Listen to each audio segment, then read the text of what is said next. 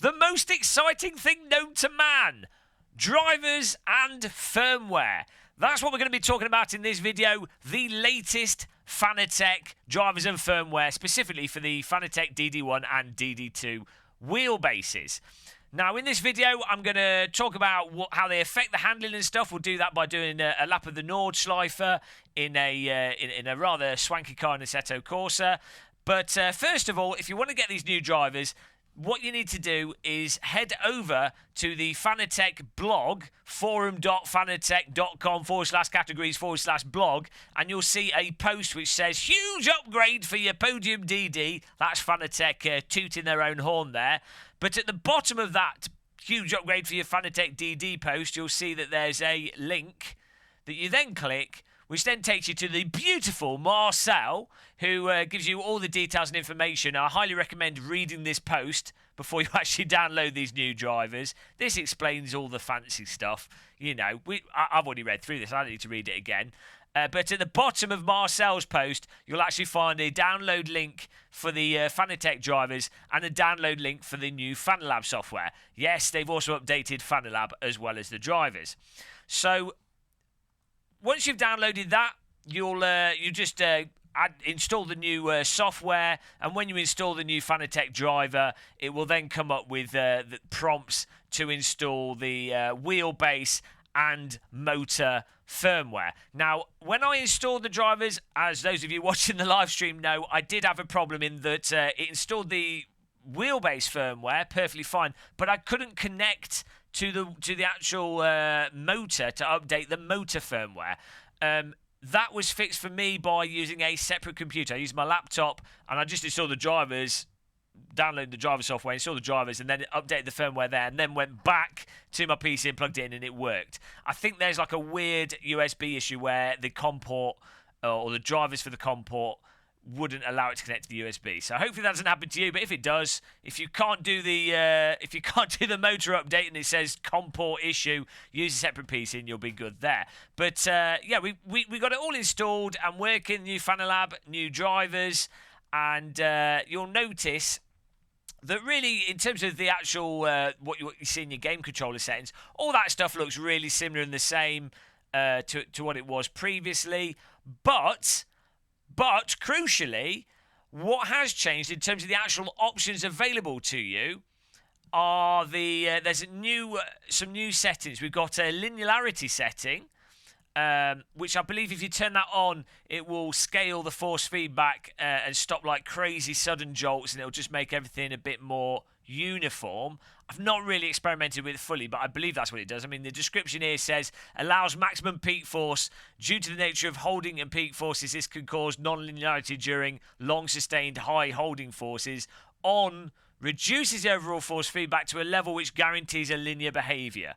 I prefer it off, and you do get sudden jolts and stuff, but I quite like that.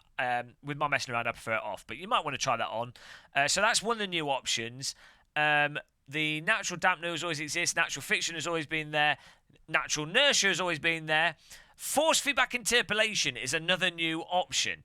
Now, what this does is, as it might be pretty self-explanatory, is it interpolates the force feedback. This is very similar to the setting that's available on the Simucube wheels, where, say your game's force feedback isn't particularly smooth and it's a little bit notchy. If you put this this interpolation filter on, it will smooth the force feedback out. And this makes a pretty large difference to the actual force feedback. You can really make things feel nice and sort of rubbery rather than notchy. It just feels a lot more natural when you dial this in. But especially when you combine that with the other setting they've got, if you mix the interpolation with the natural dampener, which was there in the previous setting, but you combine that with the fact that the new drivers, I believe, according to their releases, you get better response there, less latency from the simulator. But just from the perception of using it, the new drivers seem to expose a higher fidelity of the motor to the games. So if you don't put any filters on it now at all, so say you launched this up and you had no dampening, no interpolation, no filtering whatsoever, you get very high-pitched, grainy, high-frequency noise from the simulator, which is very similar to what happens with the small Mage SW20 or the other direct drive wheels if you use no filtering on them. So what you now have is the ability to tune it exactly to what you want. So you're basically getting the full force feedback from the simulator, even stuff you don't want, and you can now just filter it out and tune it in absolutely precisely, which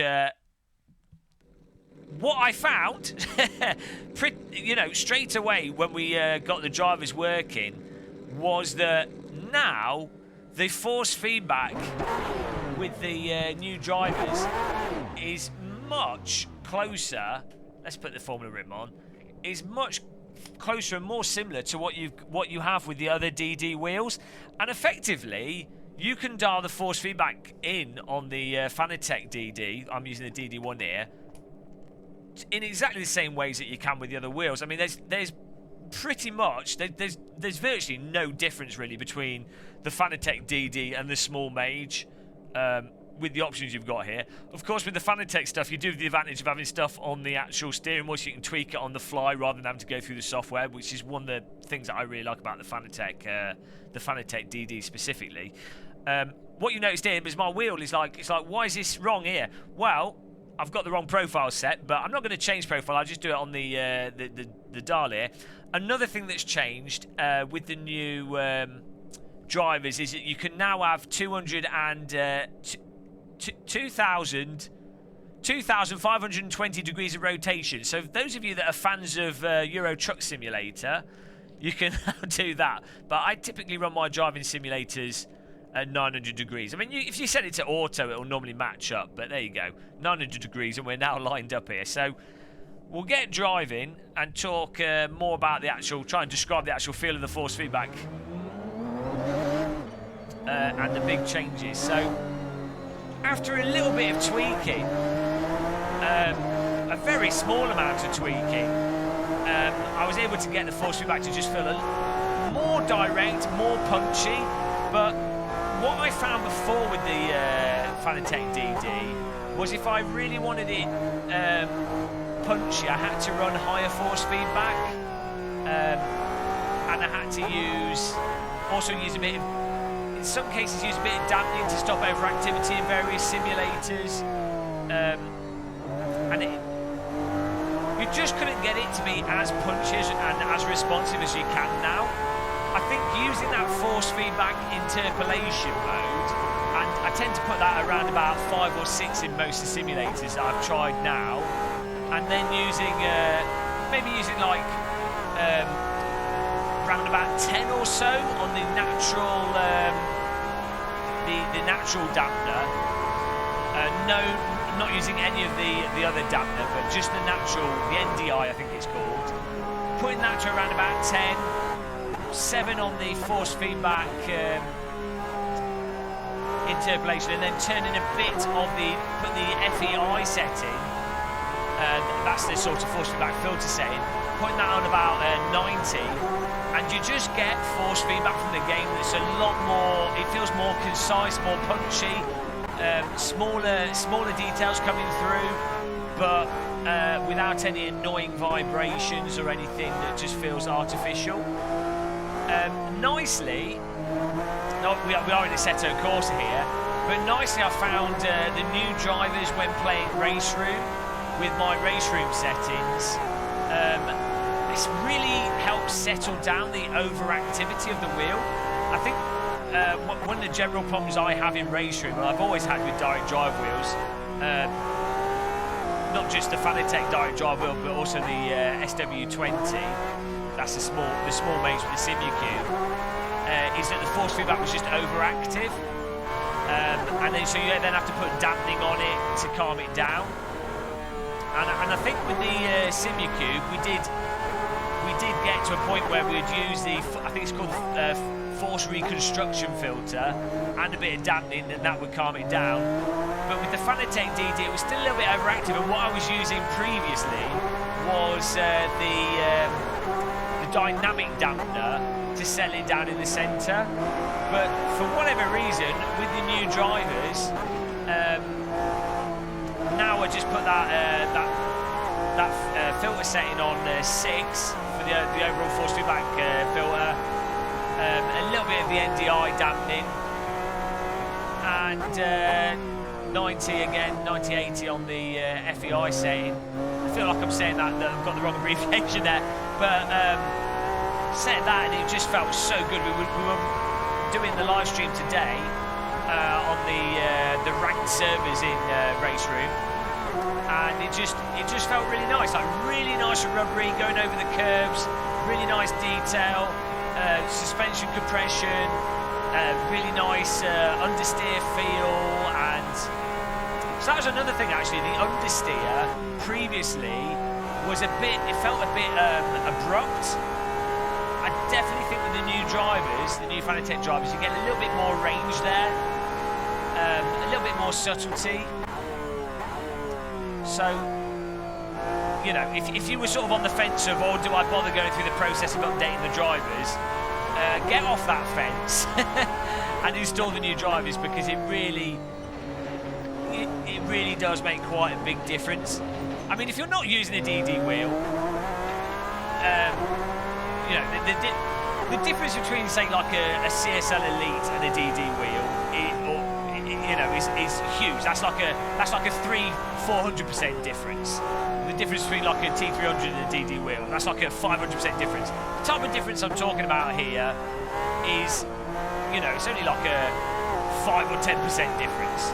But if you're in the land of DD already, these little marginal differences do make quite a substantial improvement to the actual end feel of the driving. I'm just trying to give a bit of context to those of you that may be watching this and aren't using DD wheels. just to try and explain it a bit more clearly. I don't know if that really helps though.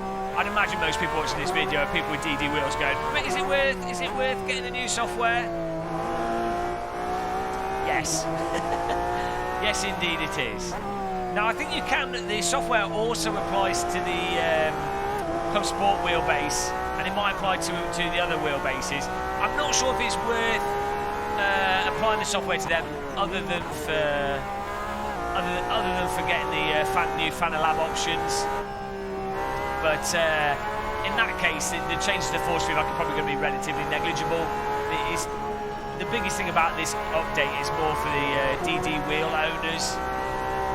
Because, as I say, it gives you finer control of being able to tweak things and really rectify that aspect of sometimes simulators not having a high enough force feedback frequency, giving you slightly notchy force feedback, and also sometimes simulators having overactive force feedback, and it allows you to dampen that but still get those little details and not lose that fidelity. Look at this, guys, the sun poking through the trees there. Assetto Corsa here using Sol shader patch. Absolutely incredible. I love the Nordschleife. I love Assetto Corsa.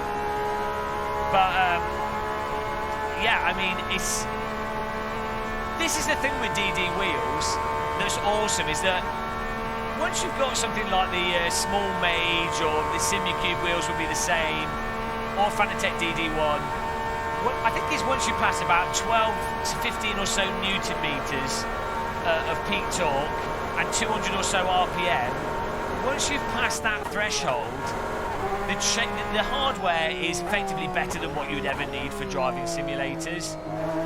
And people might argue with that a little bit, but in general, it's better than what you really need.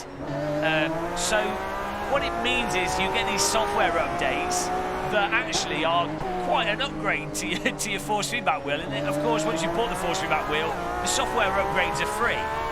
And I would definitely say that this new Fanatec driver is equivalent to when, if you had a small Mage based direct drive wheel and you were using EMOS, and then you moved to the Simulcube drivers. This is an equivalent jump, and I'd say it's largely because of that force feedback reconstruction equivalent that's now on the Fanatec wheelbase, which wasn't there before. I'm just thinking, in terms of other things that are there as options, you can now, you can push the settings button on your wheel and push up, and it will display your current speed and stuff on the wheelbase, as well as the wheel rim you're using.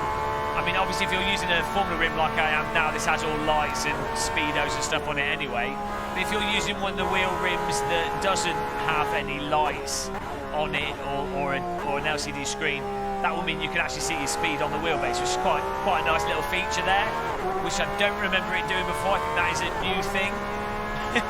Oh, and when you go through the options on the wheel, you know, the different force feedback settings, it now has a little text description telling you what those options do.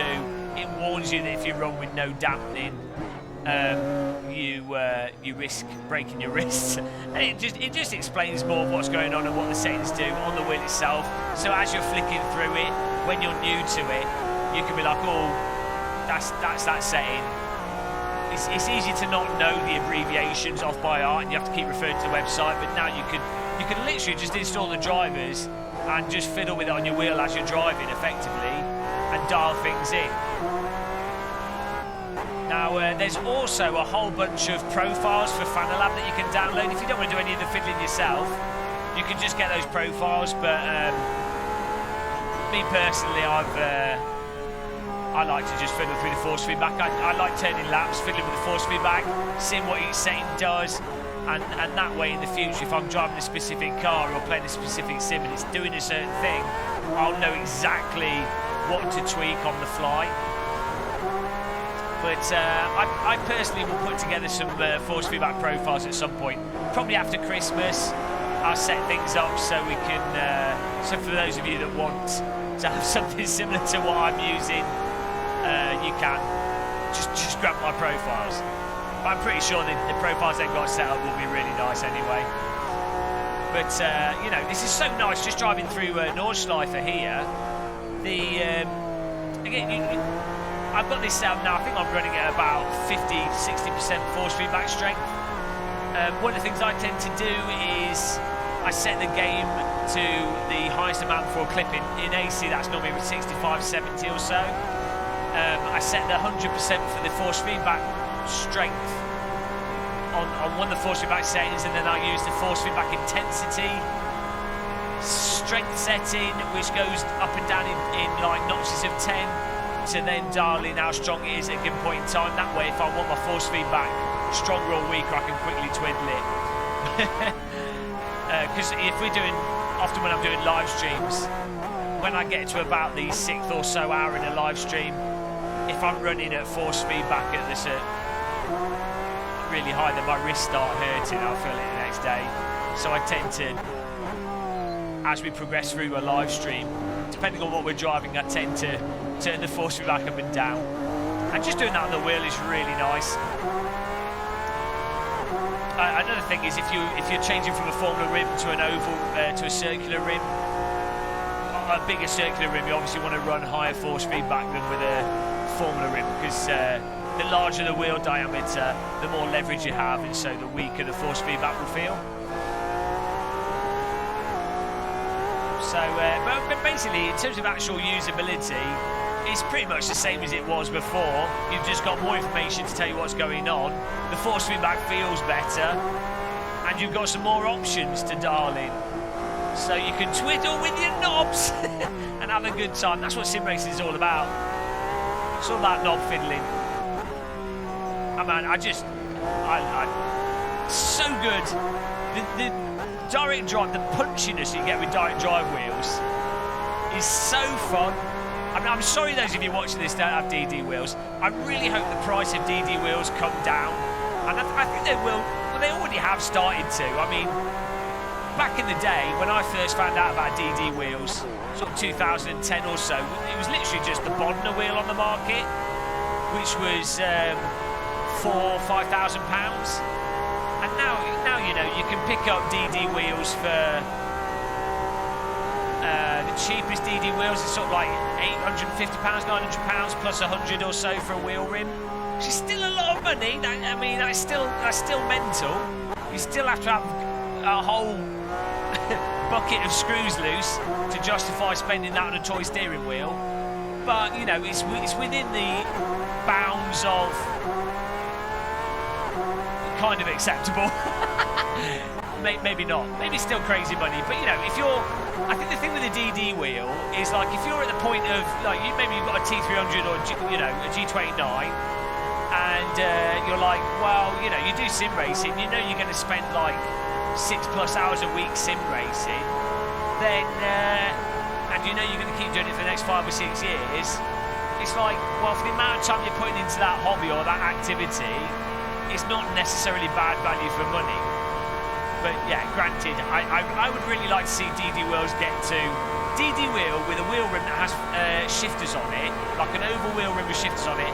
I would love to see that get to around about £650, which is, again, that's still a lot of money, but you know, I think at that point that's like insane value for money. But cross the finish line here. I think for what you're getting now, though, and the options you've got in the market, DD wheels, guys. sorry for ruining your life and hyping DD wheels, but they are bloody amazing.